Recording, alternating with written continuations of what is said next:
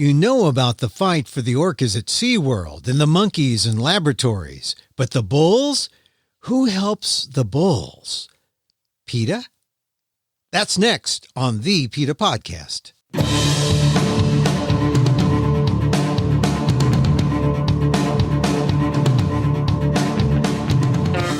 Welcome to the PETA Podcast. I'm Emil Guillermo, your host for this behind-the-scenes look at PETA, the largest animal rights organization in the world. On today's episode, after animal rights and animal welfare, there's animal relief. In India, it's called Animal Rahat. It's a sanctuary that began with funding from PETA, and now it's providing a way to save tens of thousands of bulls from the cruel drudgery of work that can easily be replaced by modern mechanical means. No one thought about the bulls in the sugarcane fields until Animal Rahat, and now a second version is being opened up in another part of the country.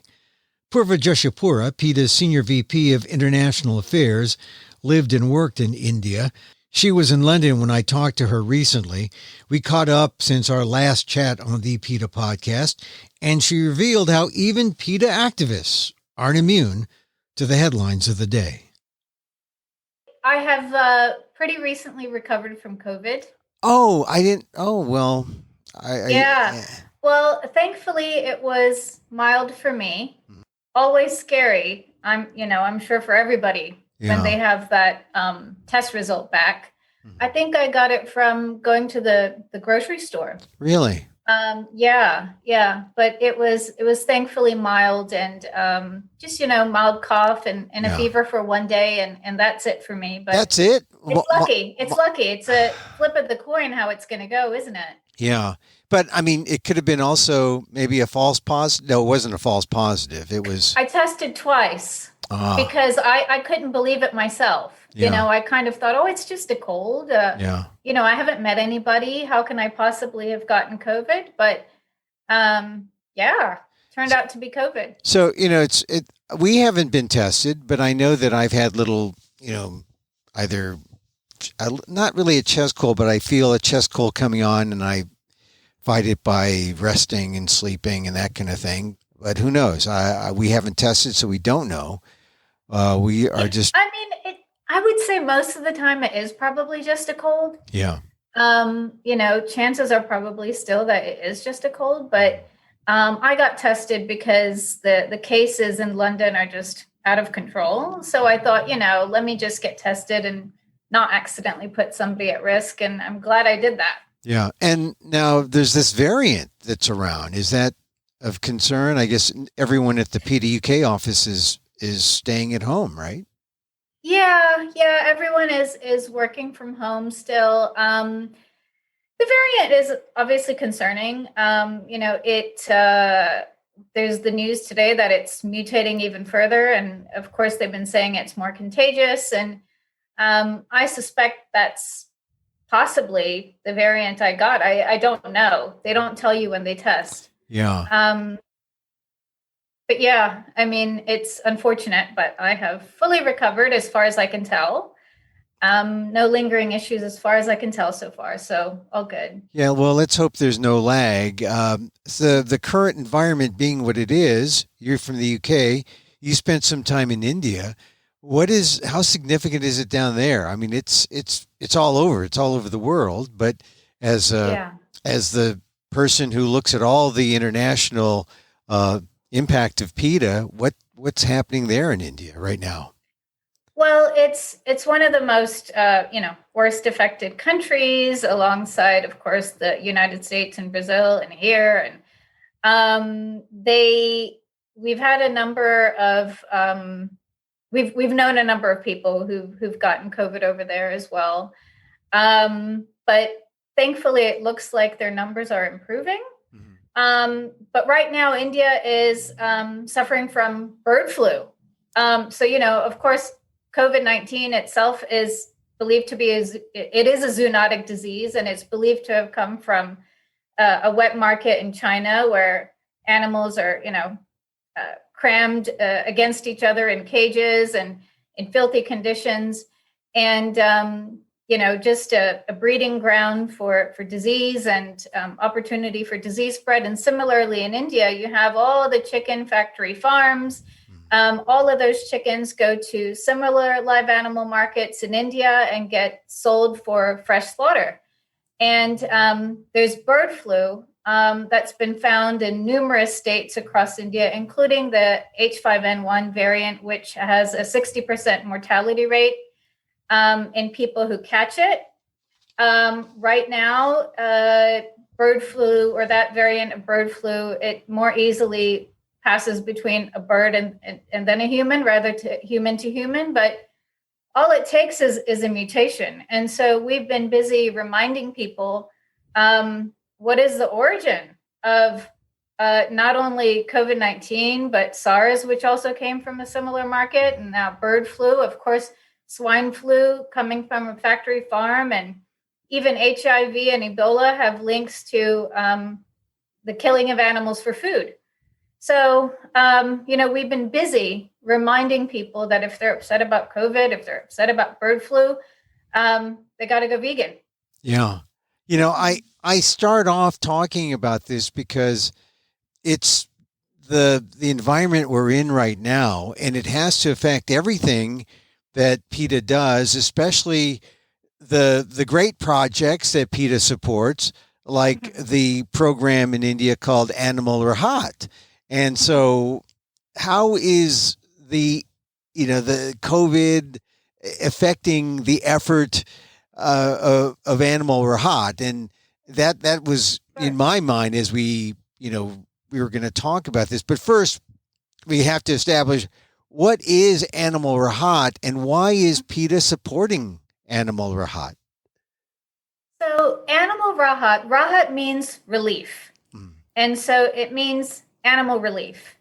And the organization is based in the rural areas of Maharashtra, where there's lots of sugarcane factories, there's brick kilns, and traditionally, either bulls have been used for this work or donkeys are used in the brick kilns for various things. Horses in the area are used. And there was, even though tens of thousands of bulls and other animals have been used for this extremely grueling hard labor, which is extremely hard on their bodies.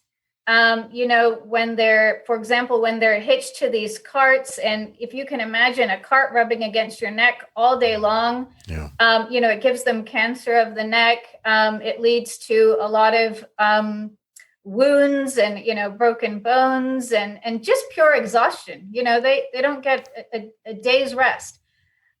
Despite all of that, there was no organization in the area either providing those animals veterinary care or relief, or another aspect of what Animal Rahat does is to try to get those animals transitioned out of work in the first place. So there was no organization doing that. That's why Animal Rahat decided to set up there. That's why PETA supports the work Animal Rahat does.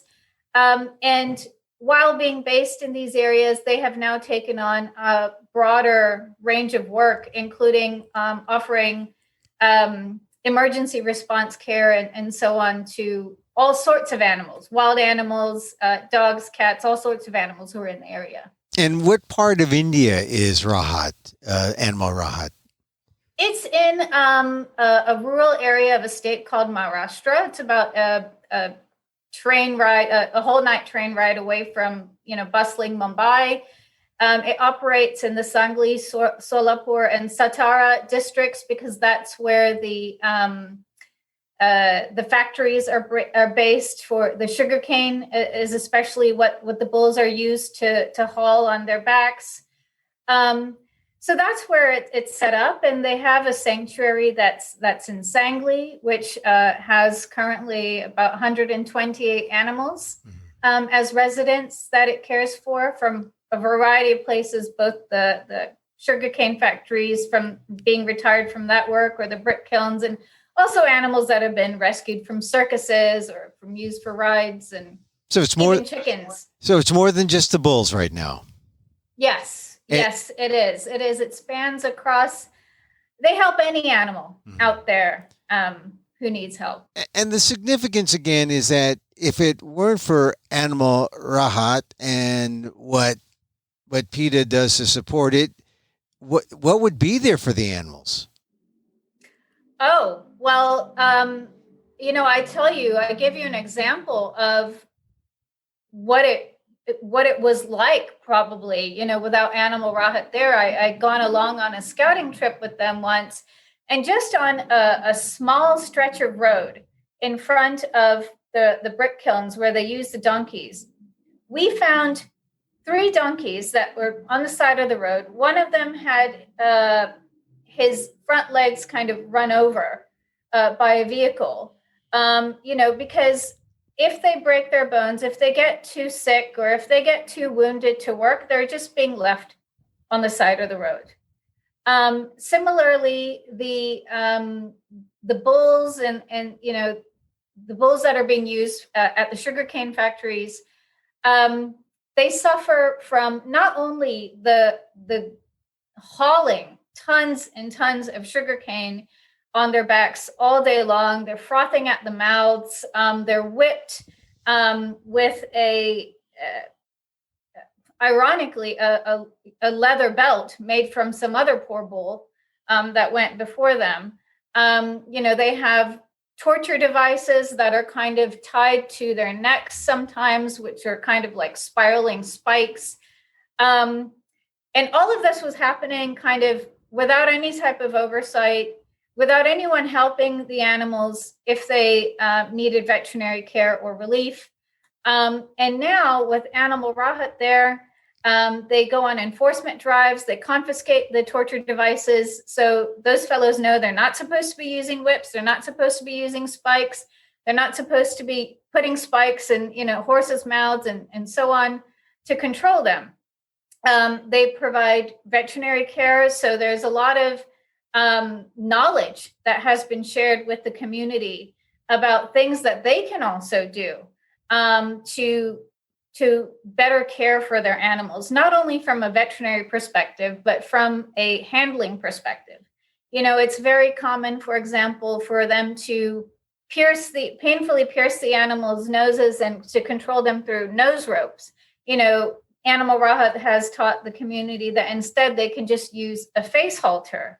Taught them that they don't need to use force with the animals, and kind of how to guide the animal through their own kind of psychology and so on. But more than that, Animal Rahat has been helping the sugarcane factories, the brick kilns, and so on transition to mechanization.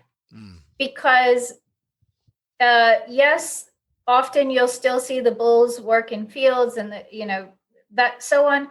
But this is incredibly grueling, hard work to be hauling that heavy, heavy sugarcane. And so they've been transitioning these sugarcane factories to tractors, which is better for the farmers because it's actually easier for them. They can actually haul much more sugarcane than what 2 bulls can. And it's faster. They can go on multiple trips and so on. So they have been transitioning the sugarcane factories away from the use of bulls. They've been encouraging the communities to thank the bulls by retiring them and caring for them and not sending them to slaughter.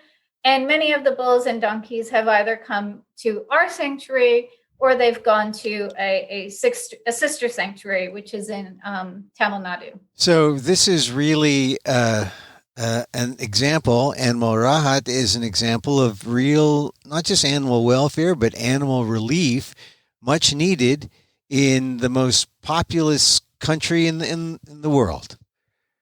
Oh, it's absolutely needed. And you had started out by asking about the pandemic and how the pandemic has affected Animal Rahat's work. In some ways, the pandemic has had a positive effect on animals. You have things like a horrible bull taming sport. They call it taming, but it's bull torturing, blood sport.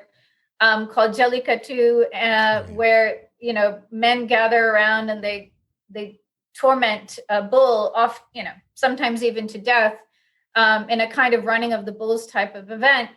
That event was stopped for many months because of the pandemic. For example, you didn't have all the cars and so on the roads, and so a lot of the wild animals started reclaiming their spaces in India.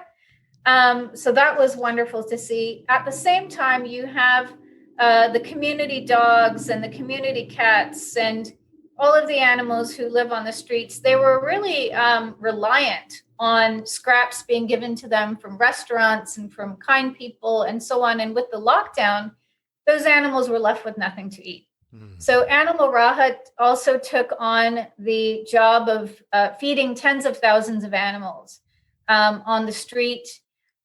We also had made sure that the state government included veterinary care as part of their essential services, so that veterinarians and animal ambulances were not blocked from going out and helping animals. Yeah, I mean, that's really kind of quite an image where if people are are staying away from, public streets, and the animals reclaiming the streets, and they're out there, and how do they fend for themselves? I mean, these are domesticated or farm animals primarily. They're not wild, right? Oh, well, in India, we saw a lot of wild animals that you would never normally see because they're frightened of all the cars and all the busyness. But without all of that, these areas used to be their jungle homes. Mm-hmm. And so we did see a lot of wild animals also kind of going back to their, formerly jungle homes and kind of walking around in places that they were never able to do that. But yes, the domesticated animals, or the cats and the dogs and the bulls and so on, who are reliant on human beings for their food and their care and so on, they had a hard time. And we had to step up to look after them as well. And so the idea of the pandemic actually doing some good by showing or shining a light on the animals who are out there with need. How is that area doing in terms of the pandemic itself, in terms of humans, and, how has it been, how have they been affected? Part of what Animal Rahat does is community outreach to help communities in that area who are often heavily reliant on animals for their livelihood, and yet still need the messaging that if you care for your animals, you're actually caring for yourself as well. And so they do a lot of outreach to these communities on better animal welfare practices, ranging from, not doing things like painting the animals' horns with chemical colors, which over time gives them cancer, which is a very common thing that they do, as to beautify their bulls and so on, ranging from that to making sure that they know to castrate their bulls in a painless, humane manner by a veterinarian instead of crudely.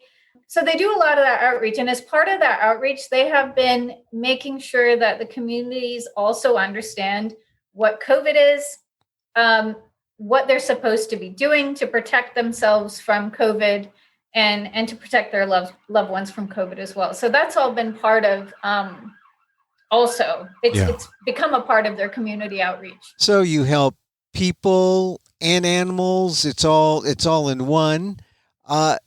Tell me though, so every time I talk to you about things happening in India, there's this perception by people mostly in the U.S. or outside. They think, oh, well, they love their cows in India. They're sacred. They revere the animals. They know how to take care of them. But mostly that's a kind of, it's not a myth, is it? They do revere them, but why would they work the bull so hard? Why would they, work the animals who seek relief at Animal Rahat so hard? Well, how do you reconcile the ideas of, Indians love their cows, the cows are sacred, and here's this treatment that requires animal welfare efforts?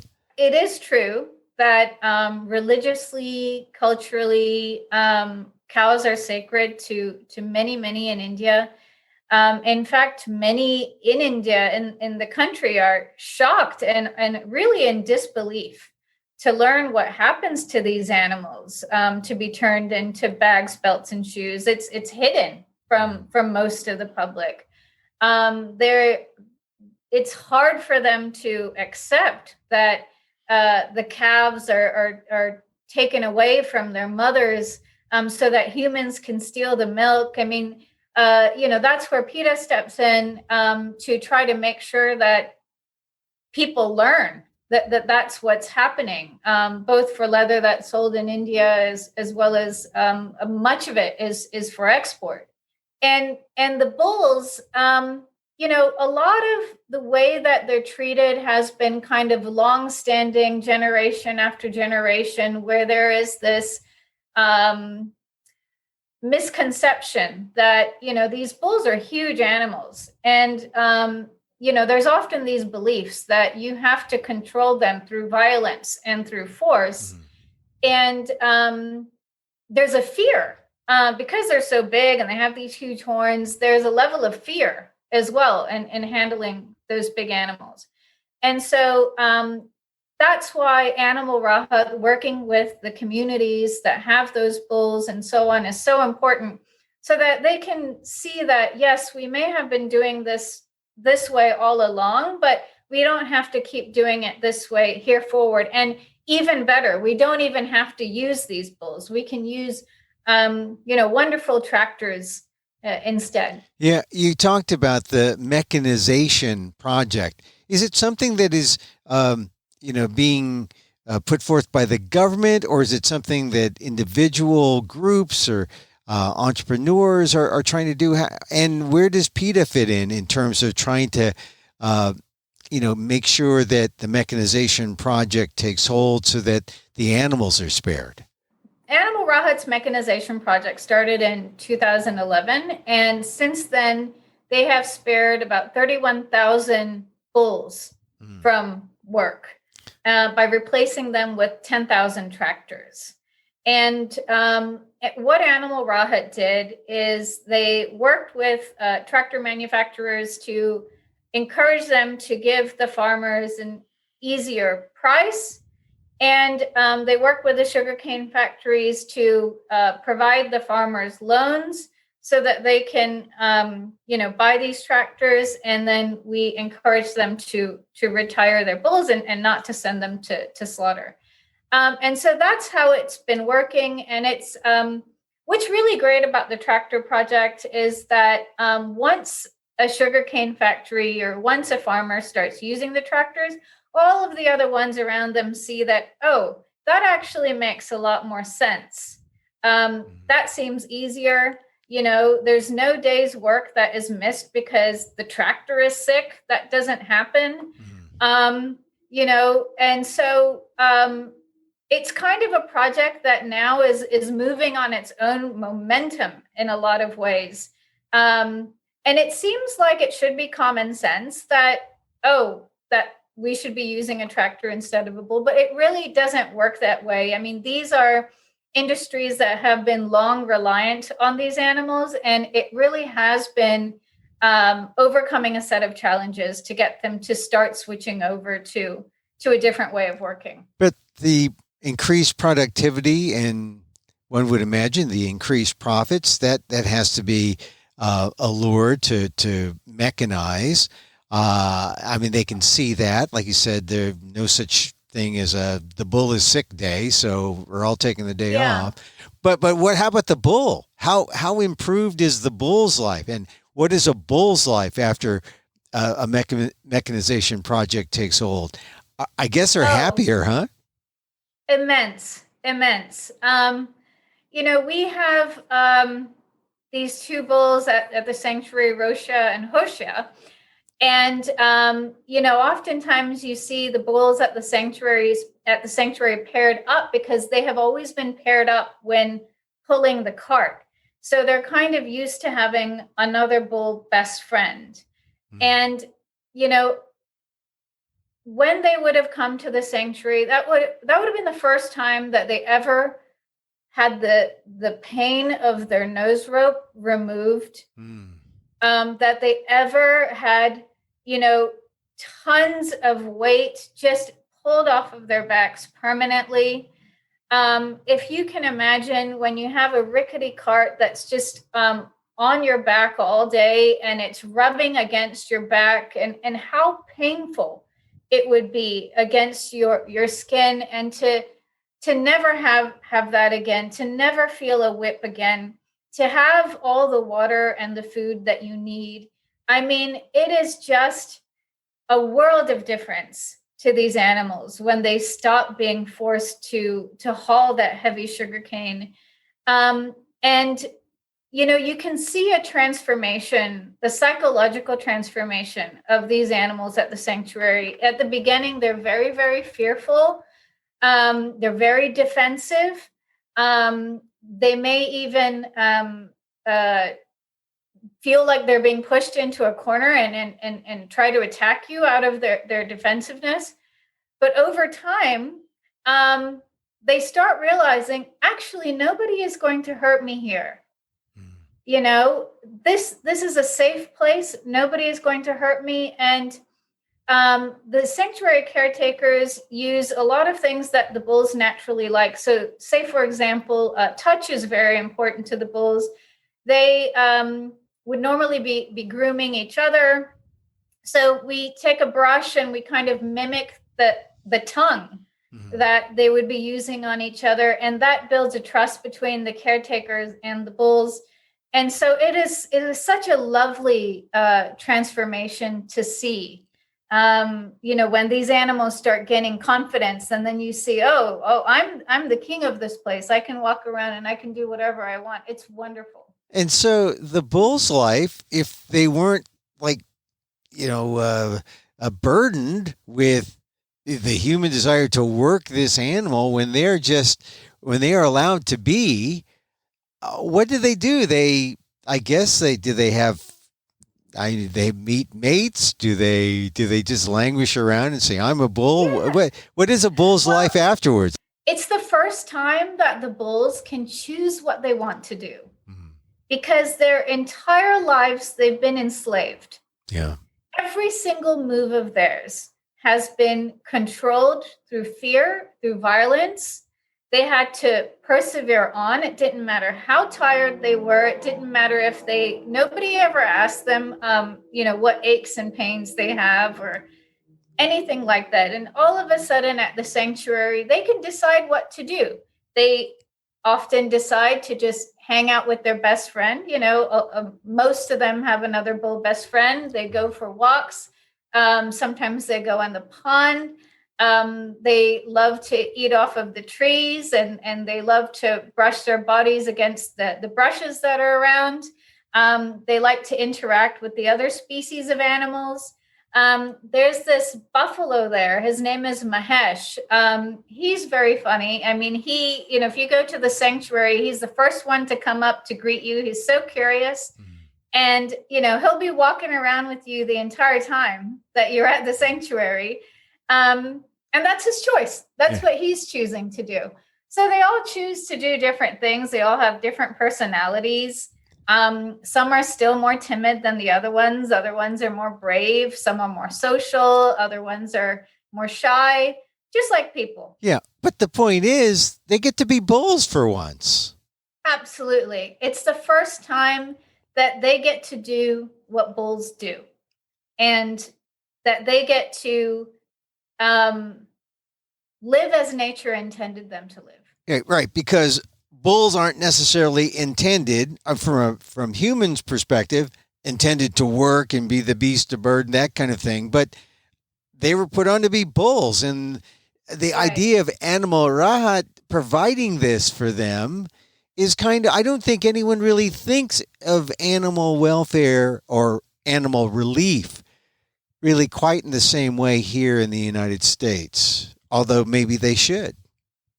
Well, we, precisely because of what you've just said, we bring a lot of children from schools around the area to Animal Rahat, because a lot of these children would be having bulls at home, used for work and so on. And there are a lot of these beliefs that they exist for working, that they do not feel pain because they're so stoic. They don't show pain in the same way as a human being would, because if you had a bull out in the jungle who's got a broken leg, and if he was screaming, then a lion would easily find him. So they don't show pain, or they don't express pain the same way that we do, but that doesn't mean that they don't feel it. And so we're trying to get a lot of the kids, we're trying to get the kids to unlearn bad lessons, and to, go home and tell the parents what they learned at the sanctuary about animal care. And that's the first time a lot of them have ever been in an environment where the animals are happy. Yeah. They're not sad. They're not tied to a short rope. They don't look like they're in pain. They don't have a wound on their body. They're happy. Their bones are not protruding off the sides of their ribs. And this is all just one of the many benefits of Animal Rahat, which is really, in the same way that people would care about the orcas at SeaWorld, or they would care about any animal involved in any kind of, work kind of, this is not entertainment, but the bull is the center and is the force, and yet no one thinks of the bull. And I think people who listen to this might be more bullish about bulls and about saving bulls. Well, right? I hope so. And they are the most, when they're not frightened, they're the most gentle, sweet, intelligent animals. One of the times I went to the Animal Rahat Sanctuary, there's this huge bull. I mean, he's so big. He's got huge horns, and he lowered his horns and started coming at me. And I thought, oh no. And one of the caretakers said, oh, no. He just wants to scratch between the horns,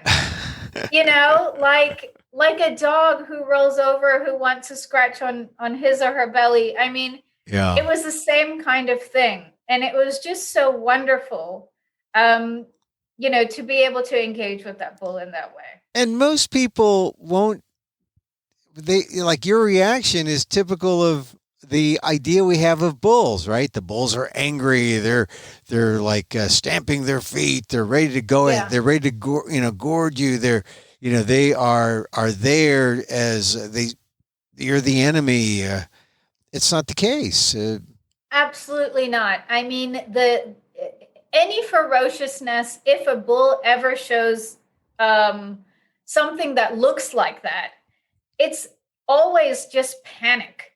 Yeah. And it's always panic caused by something a human being is doing to them, whether that's in a bullfight, or whether that's in the running of the bulls, or Jellicoe too, or even in bulls used for work. It is their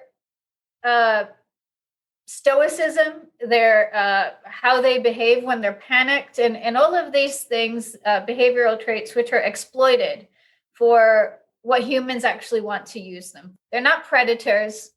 They're fearful. They're nervous. That's how they're wired. They're not actually wired to be ferocious. That's not what bulls do in nature. How would you put the significance of Animal Rahat to, in terms of the animal relief effort in India? How significant is it, using the bulls as the primary example? PETA has started a similar project in the Delhi region, because there's animals used for work in Delhi as well. And we have started our own tractor project there, and are retiring horses and bulls from work over there. It's hugely significant because there's still tens of thousands of bulls, donkeys, and horses being used in India for work. And all of these animals need, at the very basic, veterinary care and a level of kindness in basics like food and water and those kinds of basics they don't even often get. And we would love to see other sugarcane factories, other factories take inspiration from the work that we're doing and think, oh, we can transition our animals out of this work as well and use machinery instead.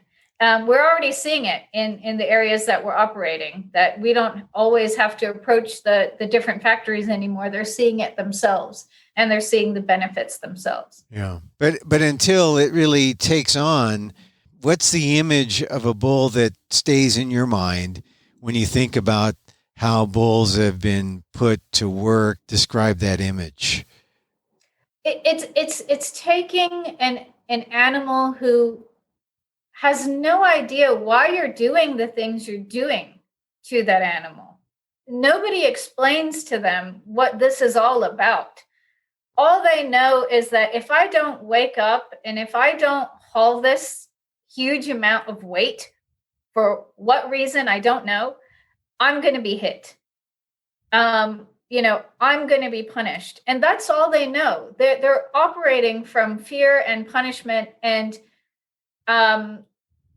without really a reason that makes sense to them for why this poor treatment is happening to them and why their entire lives are ones of misery. And, the image of a bull that I have is really, after meeting the bulls at the Animal Rahat Sanctuary, is really just these gentle souls who are mistreated and who deserve the same kind of freedom that the lucky bulls, the bulls lucky enough that have ended up at the animal sanctuary now are experiencing.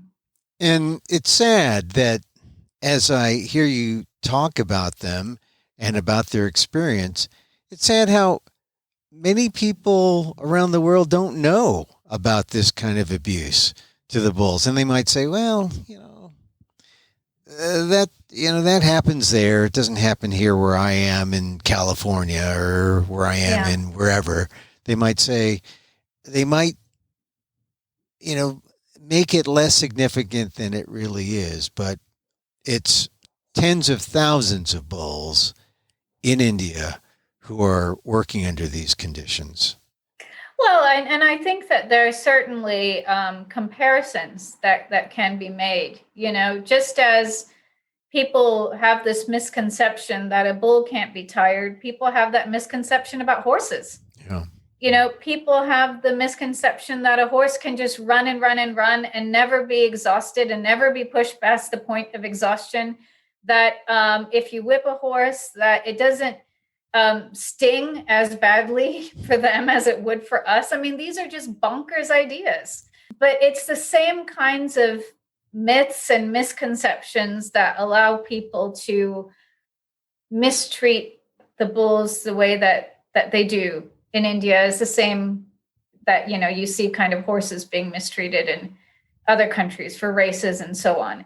So there's certainly learning experiences for all from Animal Rahat's work. Well, we can try to let people know about what Animal Rahat does, and we can try to be, as I said, bullish on the bulls. Let the bulls be bulls.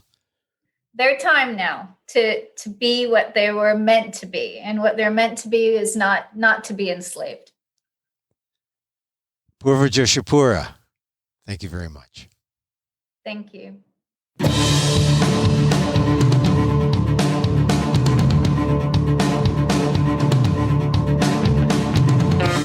Poorvah Joshipura, PETA's Senior VP of International Affairs, on the bulls of Animal Rahat, a sanctuary project in India started by PETA.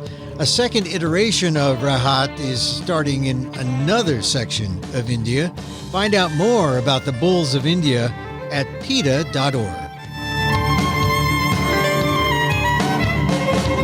And that's our show this time out. Hey, thank you for listening.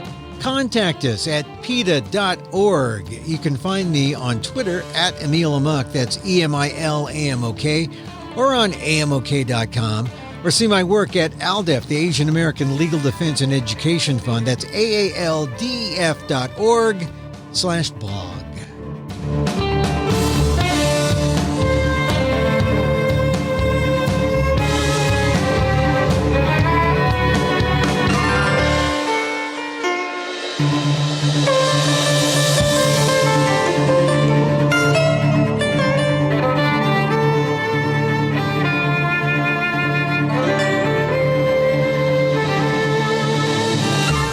Once again, thank you for listening. Check out all our episodes on your favorite podcast app or on Apple Podcasts, where you can rate and review the show. It helps get the word out about the issues you care about.